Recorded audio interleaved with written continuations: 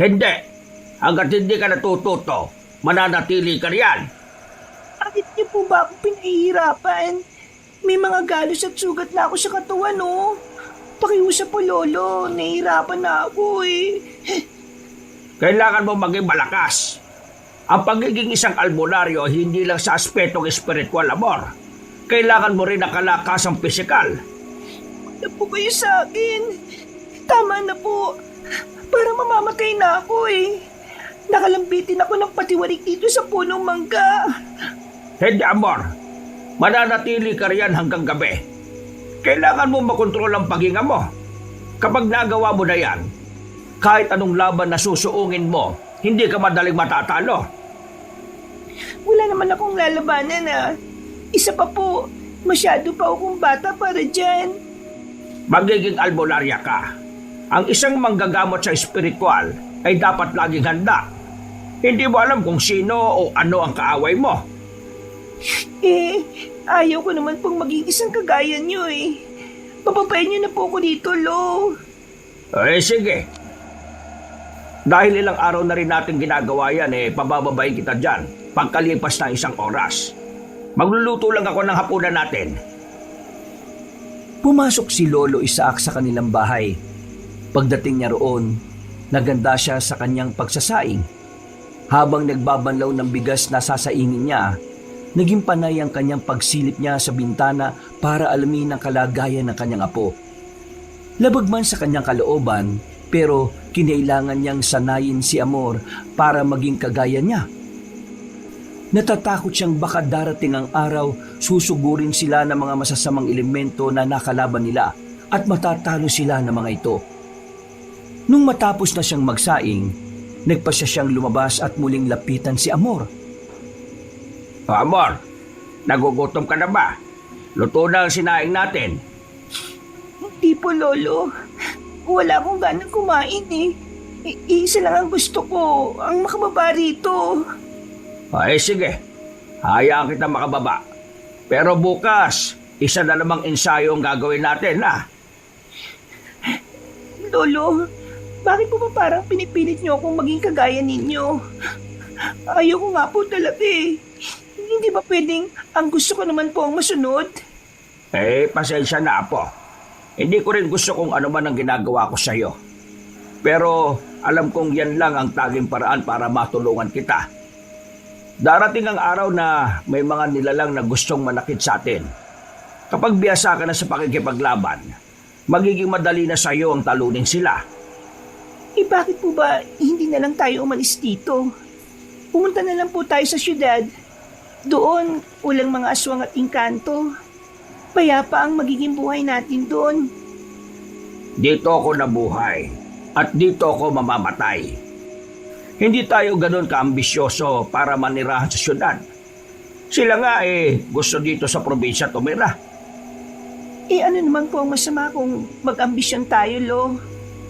Ikaw na lang, Amor. Kapag lumaki ka na, doon ka tumira sa syudad. Maraming oportunidad ang naghihintay sa iyo ron. Ayoko po. Hindi ko kayo iiwan dito. Hindi ko tatakasan ng pag-aalaga sa inyo. Dahil alam kong inalagaan mo rin ako simula nung sanggol ako. Pero kung may pagkakataon ka makapunta ron, huwag mong sayangin. Ang mga kagaya mo ay hindi dapat manatili rito. Malayo pang mararating mo, Amor. Sige po, Lolo, pero isusama kita ron. Hindi kita iiwan dito. Pumasok na silang dalawa sa bahay nila. Nung nandun na, naghain si Lolo Isaac ng kanilang hapunan. Wala namang nagawa si Amor kung hindi ang saluhan ng kanyang lolo sa pagkain. Pagkatapos nilang maghapunan, nagpahinga na silang dalawa. Dahil pareho silang pagod, nakatulog agad sila. Pagkalapat pa lamang ng mga likod nila sa banig, kinabukasan maaga silang nagising. Ipinaghanda agad ni Lolo Isaac ang kanyang apo para sa kanilang magiging ensayo. Saktong pagkalabas nila sa bahay nila, may mga narinig silang kumalampag sa kanilang bakod.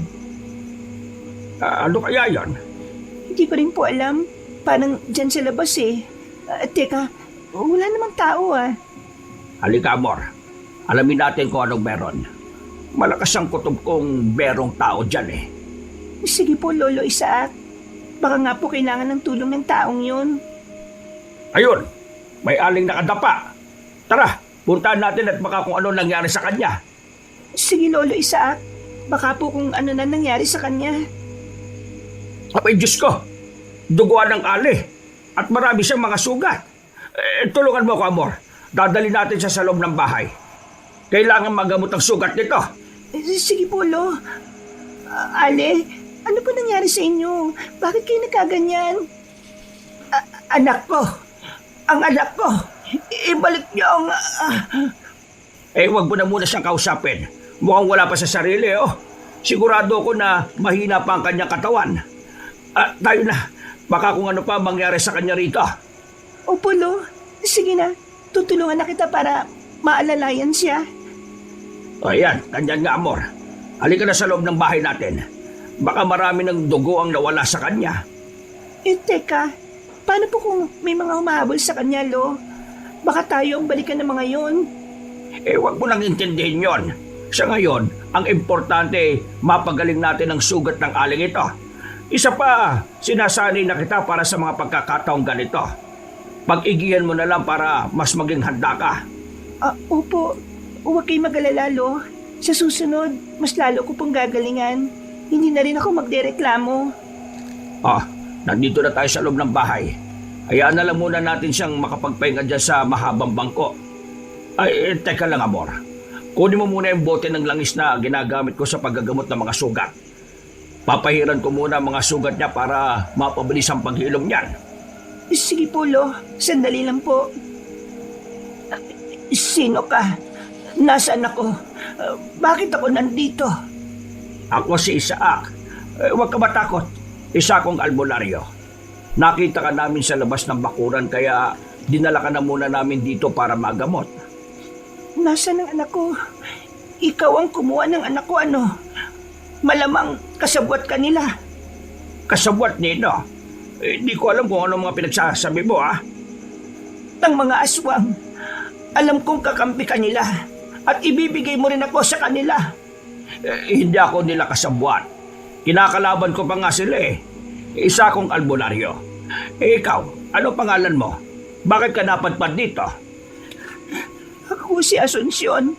Kinuha nila ang anak ko. Dinala nila sa kanilang kuta. Kailangan kong iligtas si Joaquin.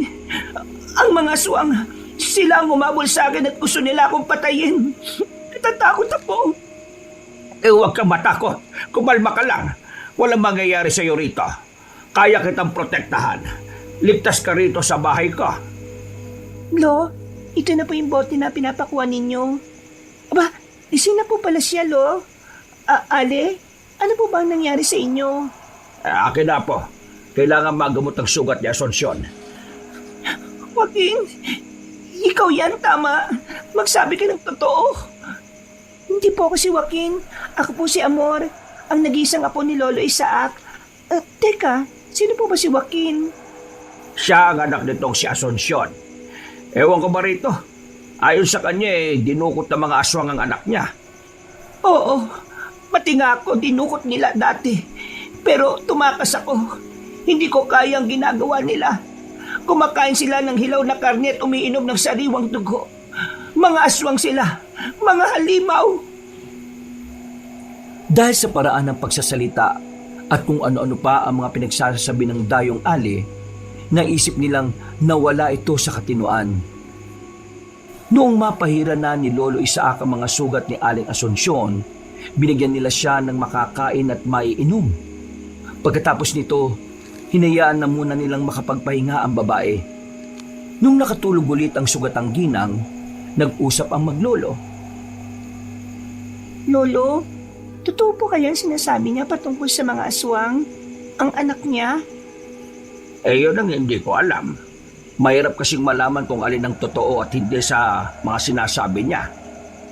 Paano naman po kung totoo sinasabi niya? Baka may anak nga siya at kinuha nga ng mga aswang. Gulo nila yan.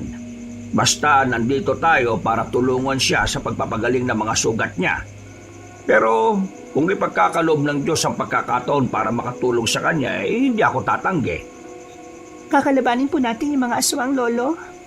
Ako lang. May iwan ka rito sa bahay. Kung sakali, dahil hindi ka pa gaanong handa. Pero gusto kong tumulong sa inyo. Kahit na ayaw kong maging kagaya ninyo, hindi ko kayo pwedeng pabayaan eh. Ay, nako. Sige. Huwag na nga lang natin pag-usapan ng bagay na yan. Bukas, magtatanong-tanong ako sa mga kanayon natin, pati na sa kabilang baryo. Baka tagaroon lang yang si Asuncion at may mga kapamilya pa.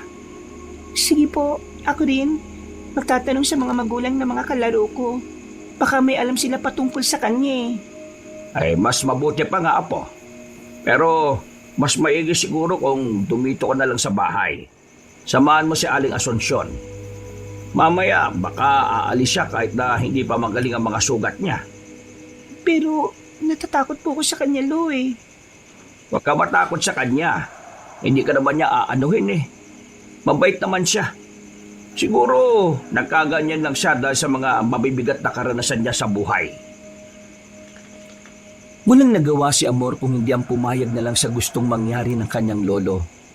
Sa halip na mag-ensayo, minabuti na lang nilang ituon na lang sa mga gawaing bahay ang kanilang atensyon.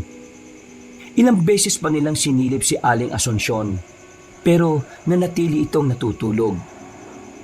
Dahil dito, hinayaan na lang nila ang Ali at sila na lang ang kumain. Kinagabihan, Amor, pakigising mo nga si Asuncion at nang makapagapunan na tayo. Subukan mo lang at baka sasabay siya sa atin. Hindi kasi siya nakapananghalian kanina eh. Sige po, Lo. At teka lang at pupuntahan ko siya sa sala. Ay, mas mabuti siguro kung sasamahan na nga lang kita. Tayo na po. Ako na rin ang gigising sa kanya. Lo, tingnan mo siya oh. Gising na. Pero ayun, nakasilip sa siwang ng dingding. Asuncion, gising ka na pala. Ano bang ginagawa mo dyan? Tayo na sa kusina at nang makapagapunan tayo. Mga aswang sa labas. May aswang sa labas. Takot ako. May nakabantay sa labas. Ano ka ba naman? Walang aswang dito. Sige na, huwag ka na matakot. Sila ang dapat na matakot sa atin. Pero kukunin nila ako. Papatayin. Para hindi ko na makita ang anak ko. Si Joaquin. Tama na yan, Asuncion. Tayo na. Kumain na tayo nang makapagpahinga ka. Kailangan mo magpagaling para mabawi ang anak mo. Kung aswang ang problema mo, huwag ka mag-alala. Sila ang dapat na matakot sa atin. Ayaw kong kumain. Dito lang ako.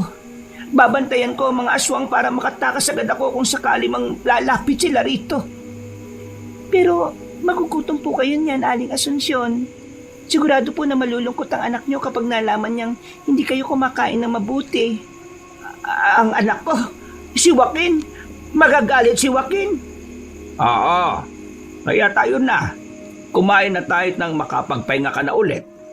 Kailangan maghilom kagad yung mga sugat mo. Sige, kakain ako. Ayaw kong magalit sa akin ang anak ko. Ano po, Aling Asuncion? Tayo na? Oo, sige. Kumain na tayo. dahil nakahain na ang kanilang hapunan, kumain na kagad silang tatlo. Nasa kalagitnaan sila ng kanilang pagkain nang makarinig sila ng mga mabibilis na yabag sa labas ng kanilang bakuran. Napatayo naman si Lolo Isaac para silipin ang labas ng kanilang bahay. Ilang segundo siyang nagmatsyag, pero wala naman siyang napansing palatandaan na may kung anong nilalang doon. Napailing na lang siya at minabuting bumalik sa pagkain hanggang sa tuluyan na silang matapos.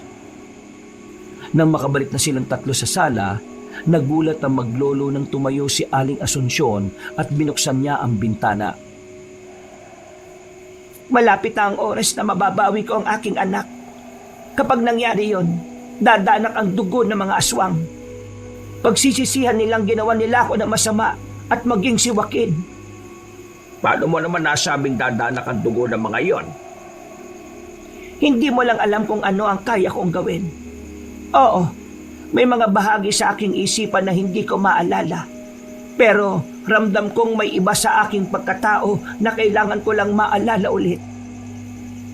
Ano bang ibig mong sabihin? Sino ka ba talaga, Asunsyon? Ang anak ko. Kailangan ko ang anak ko.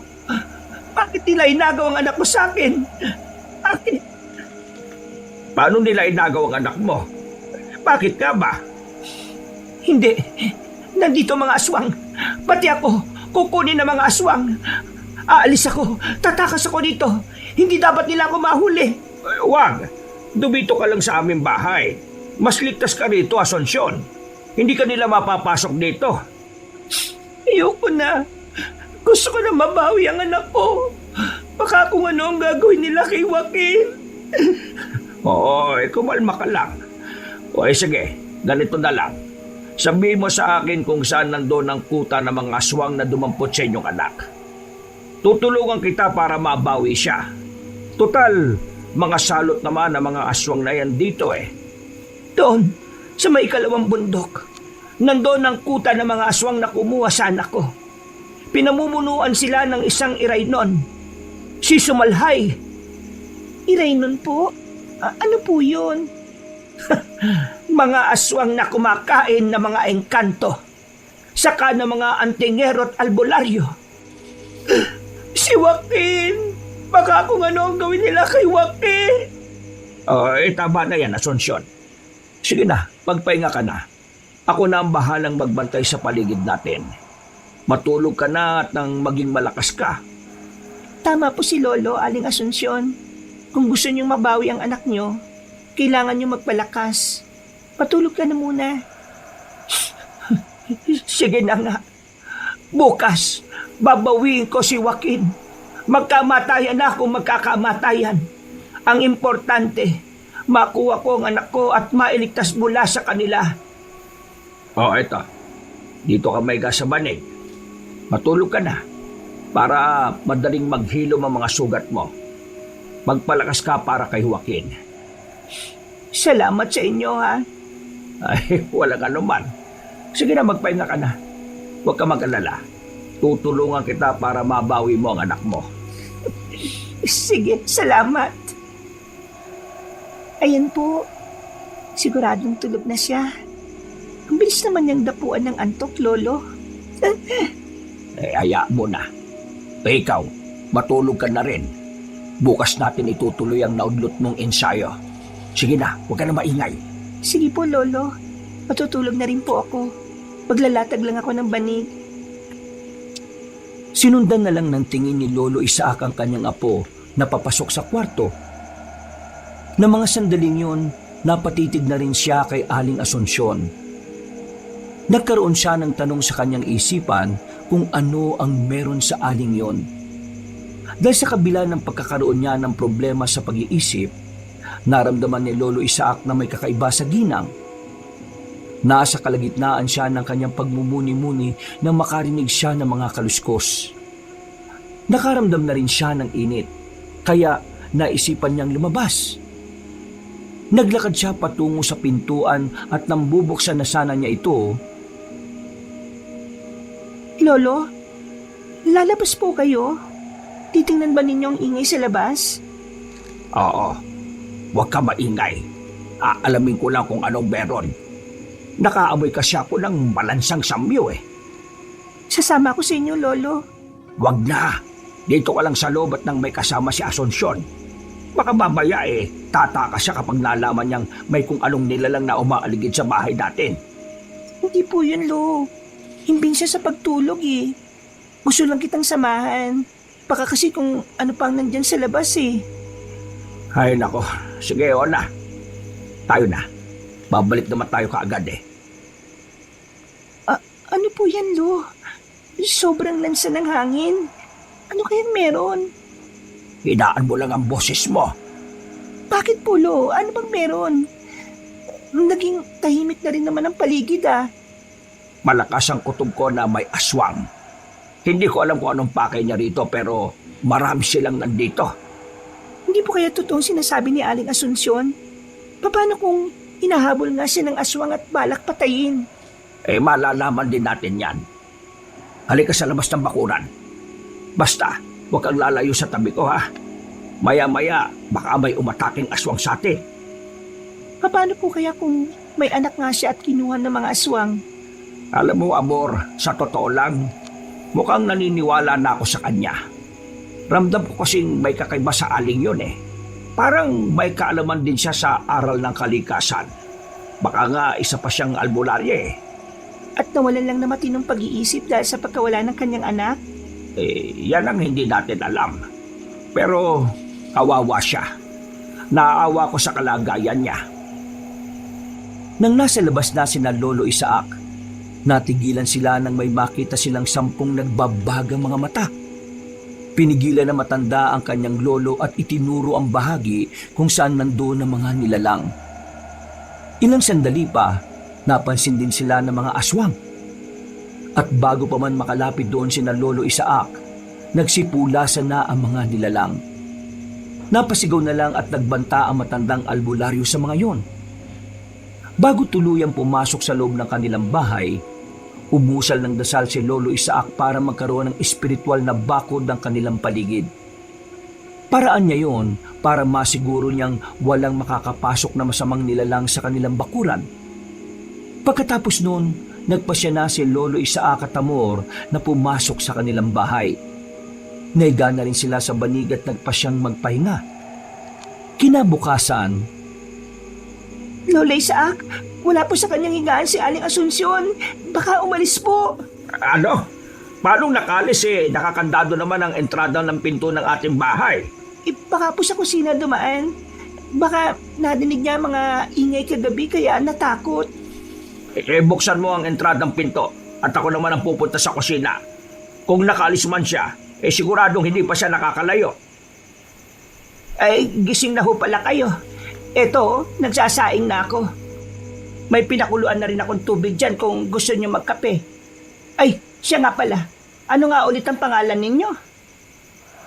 Ako nga pala si Isaac at ang apo ko naman ay si Amor. Mabuti naman at maayos na ang pakiramdam mo. Hindi na ba masakit yung mga sugat mo?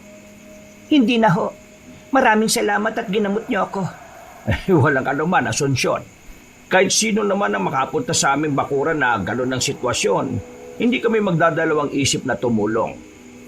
Lolo Isaac, hindi ko po siya naabutan. Baka po kung umakyat siya sa... Huwag ka na mag-alala, Amor.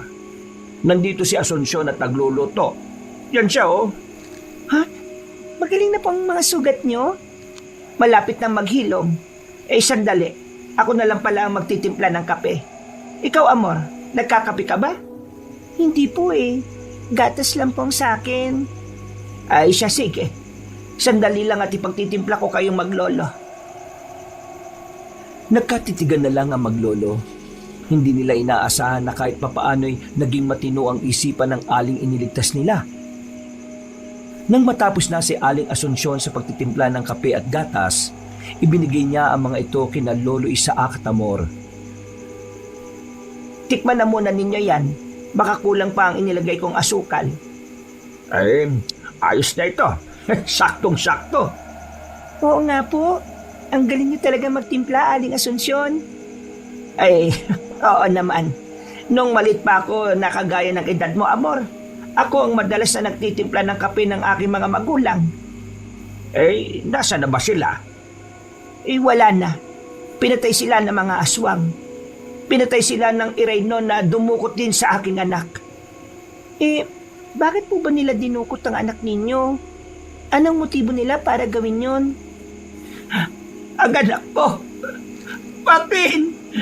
Gusto kong mailigtas si Joaquin! Siya lang ang natitira sa akin, pero kinuha nila.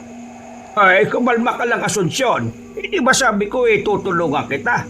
Kapag sinabi mo sa akin ang kuta ng mga aswang, ako mismo ang haharap sa kanila para itakas ang anak mo. Sasama ako sa inyo, Lolo Isaac. Huwag na. Magpaiwan ka rito. Isa kang babae at bata ka pa. Baka kung ano pa ang gawin ng mga aswang na yun sa'yo. Talaga? Seryoso kang tutulungan mo ako? Kukunin natin si Joaquin. Itatakas natin ang anak ko. Ako lang ang mag-isang gagawa nun. Dito lang kayong dalawa ni Amor sa bahay. Hindi. Ayoko magpaiwan dito.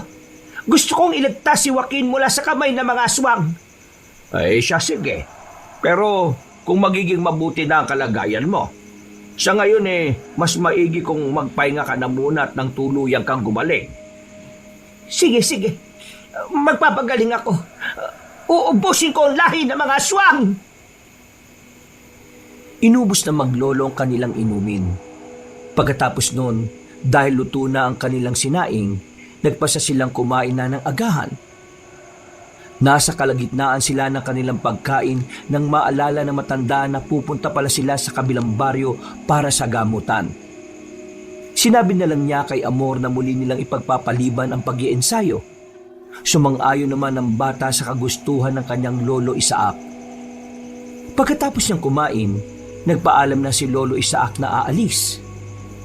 Buong maghapon siyang nandun sa kabilang baryo nila para tumulong sa mga may sakit. Bandang 6:00 ng hapon, nakauwi na siya sa kanilang bahay at nagtaka siya kung bakit sobrang tahimik ng paligid. Kinutuban siya ng hindi maganda, kaya nagmadali siyang pumasok sa kanilang bahay. Amor! Atensyon! Bakit wala kayo? Ano yung ginagawa nyo? Bakit kayo nagsasayang ng asin? Ito po kasing si Aling Asunsyon eh. Kailangan daw ng proteksyon para hindi tayo mapasok ng aswang. Kaya ito, naglagay kami ng mga asin sa bawat sulok ng bahay at sa mga bintana. Paraan ito para hindi makapasok ang anumang elemento. Huwag ka mag-alala. May natitira pa namang asin sa lagayan ninyo. Naninigurado lang kami. Oo nga po, Lolo Isaac. Ay siya, sige na. Tapusin na ninyo yan at nang makapagpahinga na kayo. Napagod kasi ako sa panggagamot sa kabilang baryo eh. Patutulog muna ako ha. Gusto mo ba ng masahe? Magaling ako ron. Mawawala rin ang sakit sa katawan mo. Marunong ka po nun, Aling Asunsyon? Abay, oo naman. Gusto mo bang turuan kita? Ay nako, hindi magiging isang masahista ang apo ko. Magiging isa siyang magiting na albularya. Sige na, hayaan niyo akong patunayan na magaling ako magmasahe. Sige na nga lang. Tingnan natin ang husay mo. Pero baka makatulog ako ha. Gisingin na lang ninyo ako kung kakain na. Sige po, Lolo. Nakapagsaing na rin naman po kasi kami ni Aling Asunsyon eh. At nakapagluto na ng ulam. Ay ba'y magaling? Ay sige na, Asunsyon. Ito na ang langis na ginagamit ko para mawala ang sakit ng katawan ko. Ito na lang ang gamitin mo. Hinubad ng matandang albularyo ang kanyang damit, saka nahiga sa banig na inilatag niya.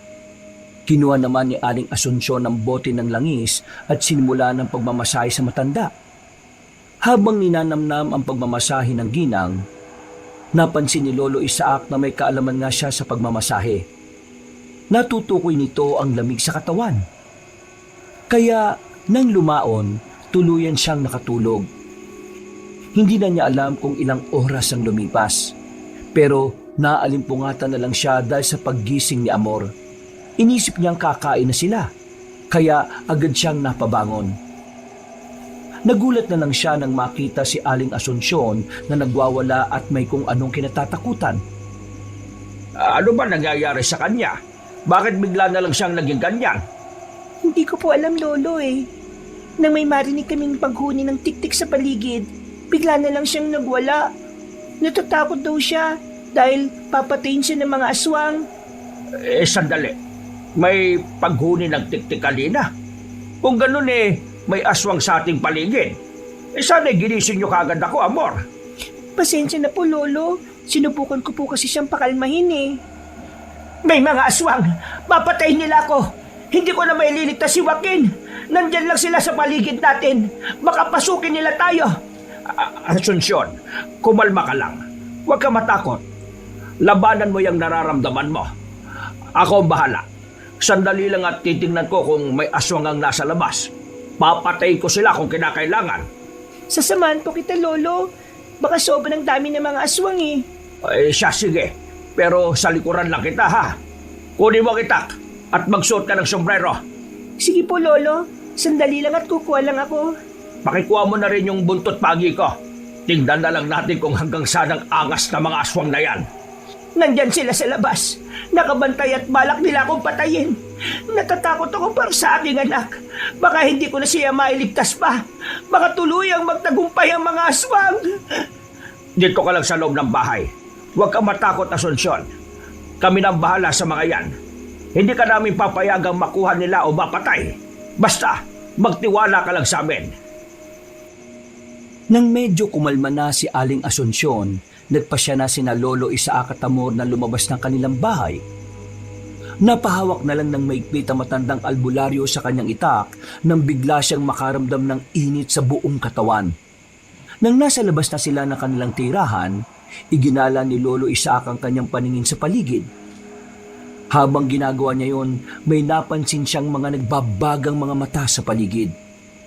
Kinutuban siyang mga aswang ngayon, kaya naglakad silang dalawa ni Amor palabas sa bakuran nila. Kailangan natin mag-ingat. Malakas ang kutob kong nag-aanda sila sa pag-atake sa atin. Sige po, Lolo. Nakikita ko rin naman po sila eh. Sa palagay ko, mga nasa 7 po sila. Huwag ka mabahala. Makakaya natin sila. Kaunti lang sila kung ikukumpara sa mga nakalaban ko dati.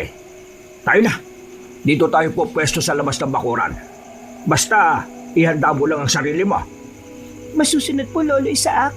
Tayo na po. Diyan ka lang sa likuran ko. Bantayan mo ang bahaging yan at baka may aatake bigla sa atin sa likuran. Sige po, ako pong bahala, Lolo. Kayo mga aswang, alam ko kung ano ang pakay ninyo. Inakala ba ninyong ibibigay ko ang aling iniligtas namin? Alam ko kung ano ang gagawin niyo sa kanya. Lolo, umaangil sila. Baka takihin nila tayo. Huwag ka matakot. Kapag mapapansin nilang natatakot ka, mas lalo lang nalalakas ang kanilang loob. Tandaan mo, Amor, ha? Hindi natin pwedeng pabayaan si Asunsyon. Ngayon, nakasisiguro na kung tama ang kanyang sinabi. Lolo, pasugod na sila sa atin. Tamang hinala ko. 7 silang lahat. Balikan mo na muna si Asunsyon. Siguraduhin mong hindi siya makakalabas sa bahay natin. Baka kung ano pa ang gawin sa kanya ng mga aswang. Sige po, Lolo. Ako na pong bahala sa kanya. Mag-ingat ka rito. Inakala ba ninyo mga aswang na matatakot ako sa inyo? Ha! Diyan kayo nagkakamali. Sige, sumugod kayo sa akin at nakatayin ko kayo ng buhay. Lolo Isaac! Lolo Isaac! Si Aling Asunsyon po. O ano nangyari sa kanya? Nakatakas po siya.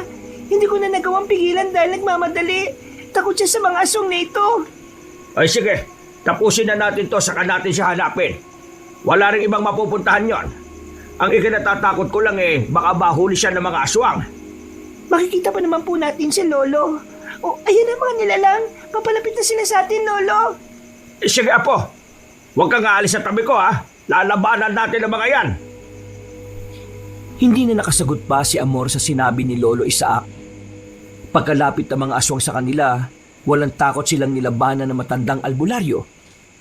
Ang apo naman niya, nakabantay lang sa kanyang likuran hanggang sa may isang aswang ang lumundag doon.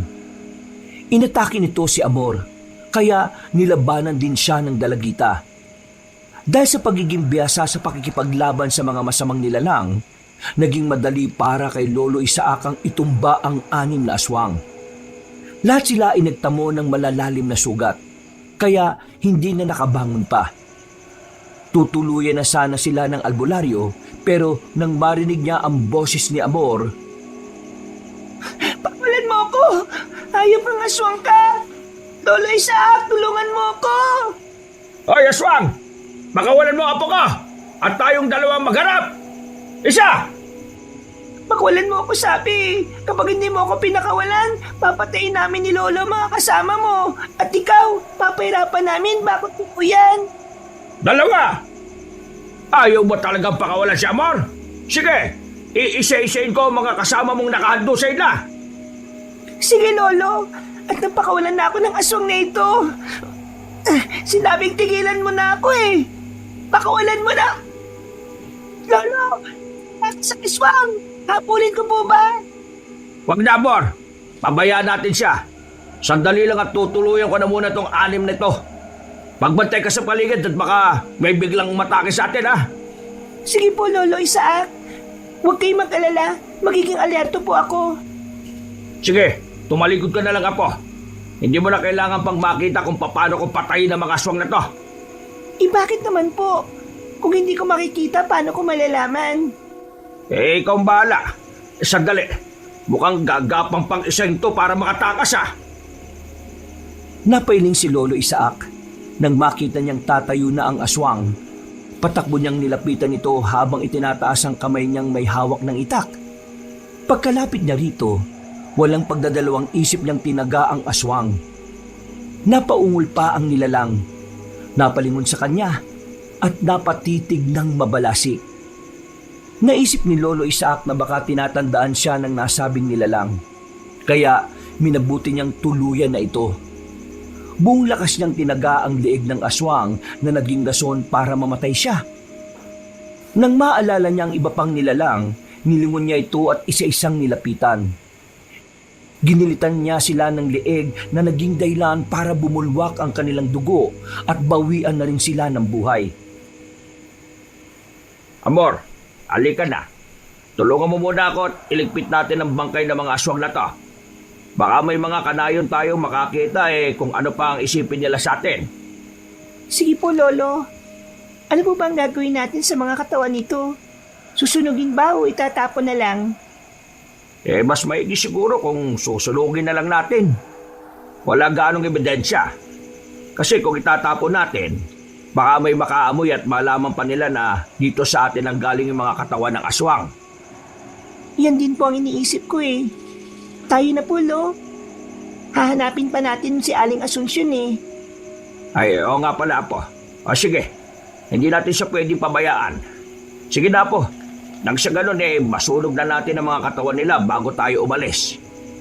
Sige po. Teka po. Ikaw na lang po kaya ang bahala sa 5 katawan na yan.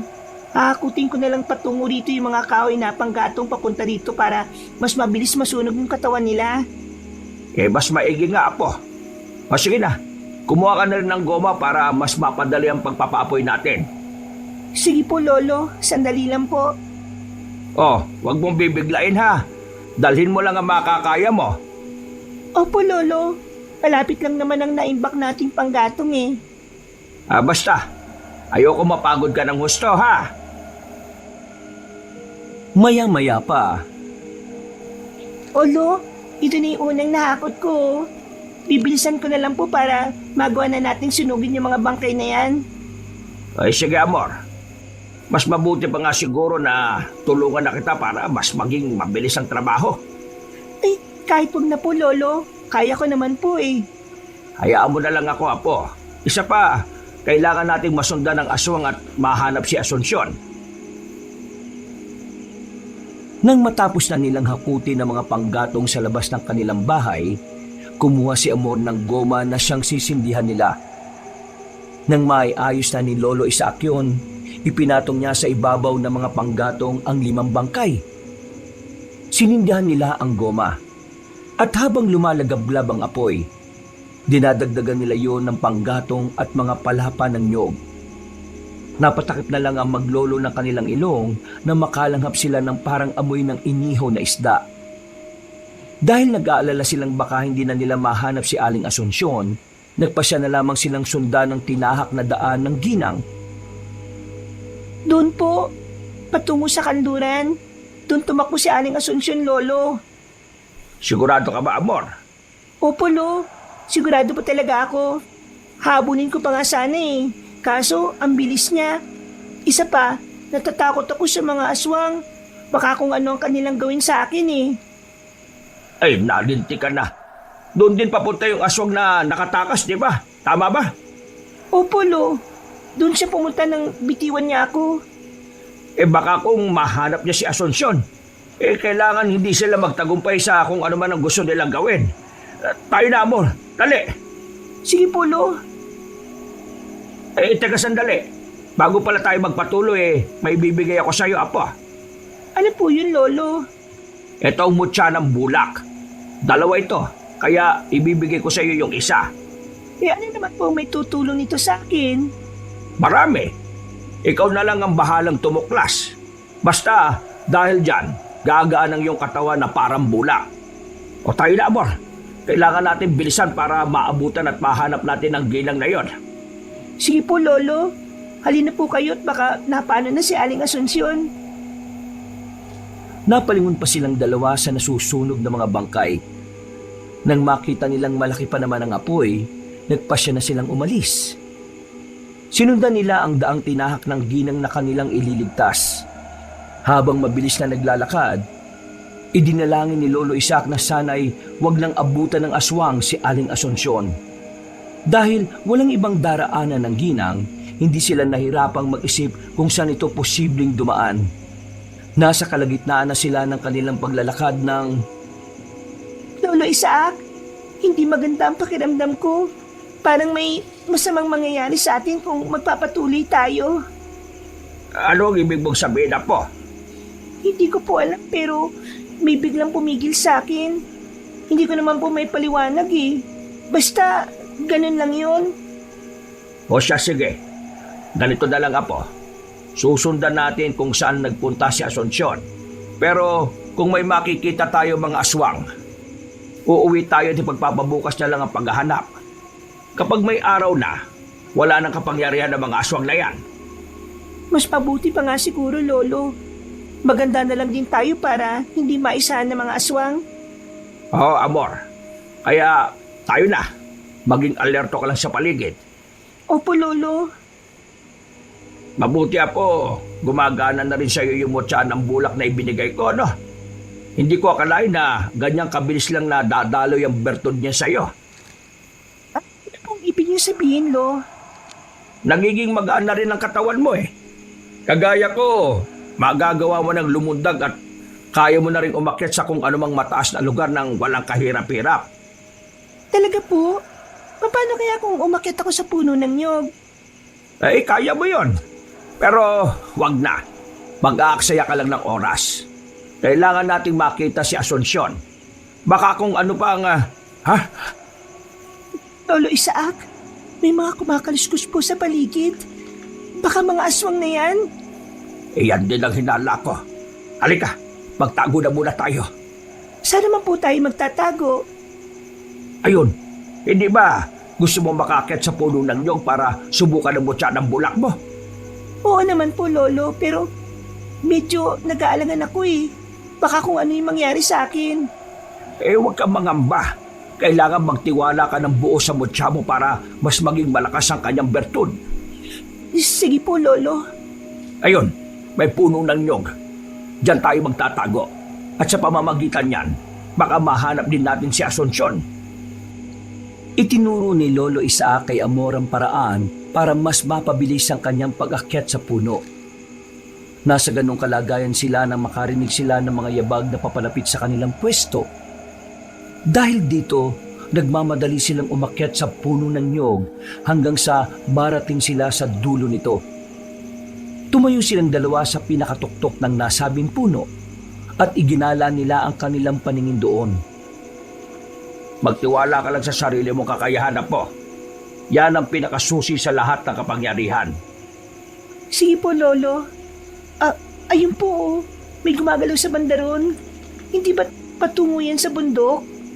Oo, Amor. Eh, teka. Mga aswang yan. Malamang hinahanap na nila tayo. Tingnan na lang natin kung magagawa nila tayo makita rito. Ang hindi po nila alam, nandito tayo sa ibabaw ng nyog. Kung naghahanap pa po ang mga aswang, ibig sabihin pati si Aling Asunsyon, hindi pa rin nila nakikita. Sana po kaya siya? Eh, yan ang hindi ko rin alam. Eh, subukan nating sipatin ang paligid. Baka sakaling makita natin siyang nagtatago. Hindi siya pwedeng makuha ng mga aswang. Baka patayin lang siya gaya ng kanyang sinasabi. Yun din po ang inaalala ko eh. Naawa ko ng sobra kay Aling Asunsyon. Pakiramdam ko po kasi ang bigat ng kanyang dinadala eh. Ay, huwag ka mag-alala. Ililigtas natin siya. Pati na ang kanyang anak na bihag ng mga aswang. Parehong natigilan sina Lolo Isaac at Amor nang makarinig sila ng ingay na nagmumula sa malayo. Kinutuba ng matandang albularyo na baka si Aling Asunsyon na yon. Kaya nagkasundo sila ni Amor na puntahan ng pinanggagalingan ng ingay. Noon din, Sinabi na matanda na lumundag sila pa ibaba. Nung una, nag-aalangan pa si Amor. Pero inulit ni Lolo Isaac ang sinabi nito patungkol sa pagtitiwala sa sarili. Dahil doon, nawala ang pangamba ng dalagita. Pagkawikan ni Lolo Isaac na lulundag na sila, agad din siyang lumundag. Napangisi na lang ang matandang albularyo nang nagmistula silang bulak habang papalapag sa lupa. Nang lumapat na ang kanilang mga paa sa lupa, minabuti nilang dalawa na tumakbo patungo sa pinanggagalingan ng ingay. Pagdating nila roon, Lolo, wala naman po rito ah. Si Aling Asuncion ba talaga yun? Oo, kilala kong timbre ng boses niya at hindi ako maaaring magkamali. Siya yun. Bakit wala po siya dito? Saan kaya siya Ha? Lolo Isaac? May pahid ng dugo sa damuhan. Tingnan niyo po oh. May punit na tela rin. Teka, parang kay Asuncion yan ah. Yan din mismo ang kulay ng kanyang damit kanina. Oo nga po, Lo. Hindi kaya nagtagumpay ang mga aswang na matangay siya? Hindi maaari. Hindi tayo papayag na mangyari yon. Kailangang mailigtas natin siya at ang kanyang anak. Baka may mas malaking plano pang irayno na yon para sa anak ni Asuncion. Ano naman po yun, Lo? Hindi ko rin alam. Pero yan ang sinasabi ng aking kutob. Tayo na! Hindi na dapat tayo magkasaya pa ng oras. Kailangan mapuntahan natin ang kuta ng mga aswang at nang mailigtas sa mag-ina. Kung ganun, tayo na po. Naituro naman rin na sa atin ni Aling Asuncion ng kuta ng mga yun hindi po ba? Okay, sige na. Basta maging alerto ka lang sa lahat ng sandali. Sariwa pang dugo riyan sa damuhan. Kaya hindi pa nakakalayo ang aswang. Sige po, Lo. Pag-iibayuhin ko pa po yung pakiramdam ko para malaman ko kaagad kung may aswang na malapit na sa atin. tinahak ng maglolo ang itinurong daan ni Aling Asuncion. Umasa sila na sa kabila ng sitwasyon ng ginang, tama ang naibigay nitong direksyon.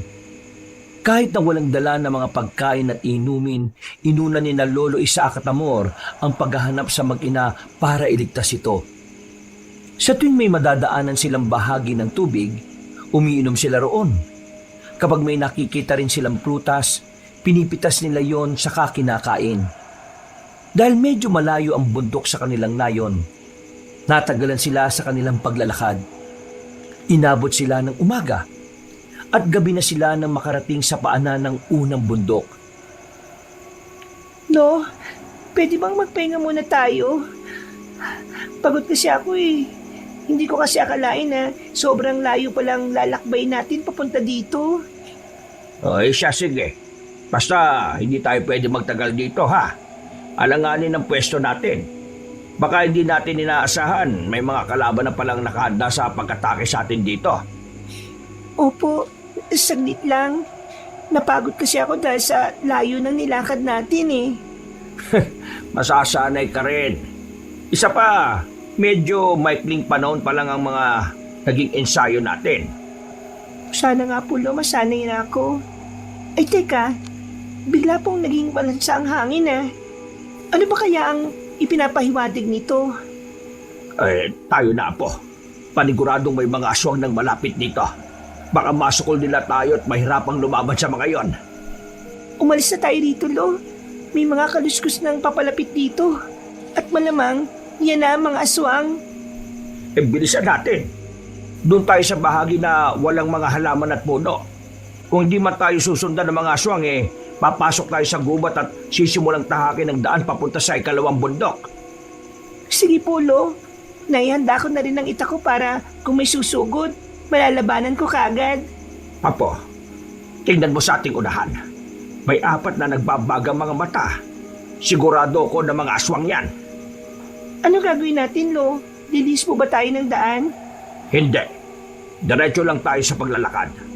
Kung lilis tayo, mas matatagalan tayo sa pagpunta sa kabilang bundok. Tayo rin naman ang mahihirapan. Paano po yung mga aswang? Lalabanan natin sila. 2 lang yan. Mabilis nating may tutumba sila. Kaya ihanda mo ang sarili mo. Kapag lumapit na tayo dyan, hindi malabong susugurin nila tayo. Sige po, Lo. Nagpatuloy silang dalawa sa kanilang paglalakad. Habang papalapit sila sa dalawang aswang, naririnig nila ang pag-angil ng mga ito. Napahawak na lang ng maigpit sa kanyang itak ang matandang albularyo at itinuon ang kanyang 100% pansin sa mga nilalang. Nang nasa 3 dipa na lang ang distansya nila mula sa mga aswang, mas lumakas pa ang pag-angil ng mga ito. Sa isang pagkisap ng mga mata ng maglolo, umatake sa kanila ang aswang. Sinabihan naman ni Lolo Isaac si Amor na gamitin ang kanyang mga natutunan. Napatango ang dalagita at nakipagsabayan siya sa kanyang lolo. Kahit na maliksi ang mga aswang, nagawa nila itong malamangan dahil sa mutya ng bulaklak na tangan nila. Magaling Apo. Nagagawa mong matalong aswang na nakalaban mo. Talagang ang natututo ka ng makipaglaban. Elo, mukhang buhay pa silang dalawa eh. Baka mamaya, makatakas pa yan at makapagsumbong sa iba nilang kasama. Huwag ka mag-alala. Ako nang bahalang kumitil sa kanilang buhay. Hindi ako papayag na mabulilyaso pang kung ano mang pinaplano natin. Sandali, pupugutan ko ng ulo mga aswang na ito. Ayan, siguradong hindi na po sila mabubuhay. Tama ka po. Tayo na. Magsimula na tayong maglakad papunta sa ikalawang bundok. Pero maging alerto ka pa rin ha. Kung merong aswang na nakarating dito, tsak na may mga aswang din sa loob ng gubat na dadaanan natin. Sige po, Lo. Yan din po ang gusto ko. Baka nagkalat na sila rito eh. Pero hindi dapat tayo sumuko. Kinakailangan mahanap natin si Aling Asunsyon at maitakas ang anak niya sa kuta ng mga aswang. Kung ano man ang posibleng gawin ng Irayno na aswang na yon, hindi ko alam. Pero titiyakin kong ibabalik ko siya sa alikabok. Sa impyerno siya nararapat. Lolo, ayun oh, may daanan. Baka papunta yun sa ikalawang bundok. Abay, oo nga. Ay sige, dyan tayo. Kung sa medyo masukal na bahagi tayo dadaan baka may nakaabang na sa atin. Oo nga po, Lo. O tayo na, Amor. Kailangan makarating na tayo sa ikalawang bundok. Magmatsyag pa tayo para mapag-aralan natin ang pagpasok doon. Pati na mga galaw nila. Iniwan nila ang bangkay ng mga aswang at walang pagdadalawang isip na tinahak ang daanan na nakita ni Amor. Nasa kalagitnaan na sila ng kanilang paglalakad nang makaramdam ng kakaiba si Lolo Isaac. Ilang beses pa siyang napalingon dahil pakiramdam niya may mga matang nakatitig sa kanila at anumang oras merong aatake. Nung nakakalahati na nila ang tinatahak nilang daan, may nakita sila mga buto ng tao sa gilid. May napansin din silang tuyong dugo sa batuhan. Kaya saglit silang natigilan. Apo, mukhang patibong ito ng mga aswang Yan nga rin pong iniisip ko, Lo. Siguradong sila ang may kagagawa nito. Akala ko ako lang nakapansin eh. Bilisan na lang natin ang paglalakad. May mutya tayo ng bulak, kaya hindi nila kagad tayo mapapansin. Sige po, Lo. Sana nga po walang makalata sa atin dito. Mukhang mahaba pa kasi ang tatahakin natin eh. Apo, bantayan mo yung likuran natin ha. Baka may nakasunod na sa atin. Opo, Lolo. Ako ang bahalang magbantay sa likuran natin. Sasabihin ko kagad sa inyo kapag may napansin akong kakaiba. Mabuti nga, Apo. Para mapigilan kagad natin kung ano man ang kanilang binabalak laban sa atin. Oh, tingnan po ninyo yung nasa bandang unahan, oh. Yung iba yun? Hindi ba? Oo nga, Apo. Lagusan nga ng kuweba yan. Hindi po kaya yan ang sikretong daanan para makarating sa kuta ng mga aswang? Abay, hindi ko alam. Pero, sige, subukan natin. Tayo na. Lapitan natin ang yungib na yon. Mas bilisan natin ang paglalakad. Dulot ng kanilang pagmamadali, hindi na nilingon pa ni Lolo Isaac ang kanyang apo. Ngunit nang malapit na siya sa bukana ng kuweba, napansin niyang mag-isa na lang siya. Dahil dito, napalingon siya at napakunot ng noo nang makitang hindi pala nakasunod sa likuran niya si Amor. Napatitig siya sa hindi kalayuan at nakita niyang tumatakbo ang dalagita para mahabol siya. Oh, apo, kung akala ko nakasunod ka sa akin. Teka, bakit parang namumutla ka yata? Pawisan ka oh. Pasensya na, Lo. Hinarang kasi ako ng isang aswang kaya nilabanan ko muna. At natalo mo naman siya kung ganon. Opo, Lo. Nagawa ko ngang wakwakin ng tiyan ng aswang Dinukot ko na rin yung laman loob niya at ikinalat sa lupa. Oh, saan mo naman natutunan yan? Hindi ko naman ginagawa ang ganyang bagay ah. Kasi iyan din ang ginagawa ng mga aswang, hindi ba, Lolo? Kaya ginawa ko rin sa kanya. Ay, hindi na bale. Ang mahalaga, nandito ka na. At walang masamang nangyari sa'yo.